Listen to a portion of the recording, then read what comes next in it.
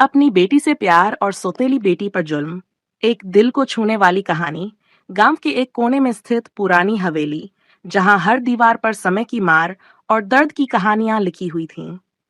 इसी हवेली में रहती थी रोशनी, एक मासूम और शांत स्वभाव की लड़की।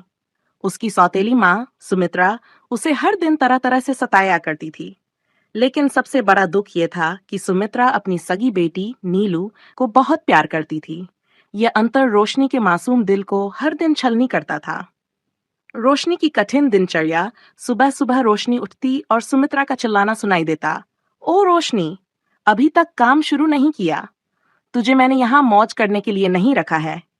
रोशनी बिना एक शब्द कहे झाड़ू उठाती और पूरे घर की सफाई में लग जाती।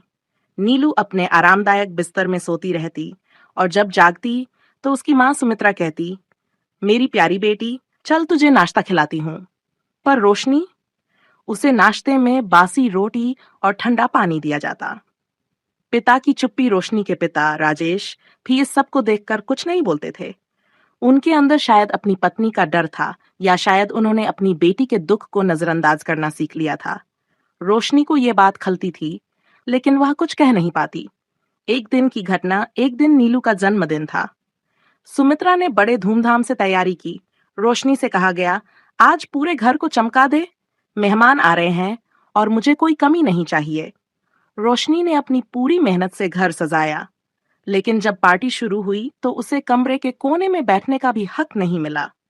नीलू को नए कपड़े और गिफ्ट्स मिले, जबकि रोशनी को एक पुरानी फ्रॉक पहनकर रसोई में बर्तन धोने भेज दिया गया। रोशनी ने रोते हुए अपने आप को समझाया, शायद मेरी किस्मत में यही लिखा है। एक बदलाव की शुरुआत। एक दिन गांव में एक समाजसेवी महिला आईं। उन्होंने देखा कि रोशनी हर वक्त काम में लगी रहती है और उसका चेहरा उदासी से भरा हुआ है। उन्होंने उससे बात करने की कोशिश की, लेकिन रोशनी डरी हुई थी। महिला ने उससे कहा, डरने की जरूरत नहीं है बेटी, मैं यहाँ तुम्हारी मदद करने आई हूँ। क्या तुम अपनी जिंदगी बदलना चाहती हो? रोशनी की आंखों में पहली बार उम्मीद की किरण चमकी। उसने धीमी आवाज में कहा, लेकिन मैं करूंगी क्या? मेरी तो कोई औकात ही नहीं है। सच्चाई का पर्दाफाश। महिला ने गांव वालों को इकट्ठा किया और राजेश को बुलाया। उन्होंने कहा, आपकी बेटी रोशनी इंसान है या नौकरानी? क्या आपने कभी उसकी आंखों में देखा है? वह कितना दर्द सहती है। राजेश पहले तो चुप रहे, लेकिन जब सुमित्रा का सच सबके सामने आया तो उनकी आंखें खुल गईं। उन्होंने सुमित्रा से गुस्से में कहा, तुमने मेरी बेटी के साथ ऐसा क्यों किया? वह भी मेरी संतान है, उतनी ही प्यारी जितनी नीलू। रोशनी का नया जीवन। उस दिन के बाद रोशनी के जीवन में बदलाव आया। राजेश ने सुमित्रा को साफ साफ कह दिया, अगर अब रोशनी पर कोई जुल्म हुआ तो मैं तुम्हें कभी माफ नहीं करूंगा। रोशनी को पढ़ने लिखने का मौका मिला। धीरे धीरे उसने अपने आत्मविश्वास को बढ़ाया। सुमित्रा ने भी अपनी गलती को समझा और रोशनी से माफी मांगी।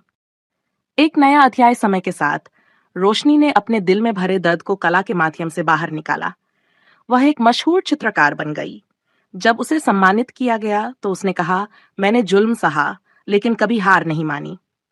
हर मुश्किल ने मुझे और मजबूत बनाया। इस कहानी ने साबित किया कि चाहे हालात कितने भी मुश्किल क्यों न हो, इंसान की मेहनत और हौसला उसे उसकी मंजिल तक जरूर ले जाता है।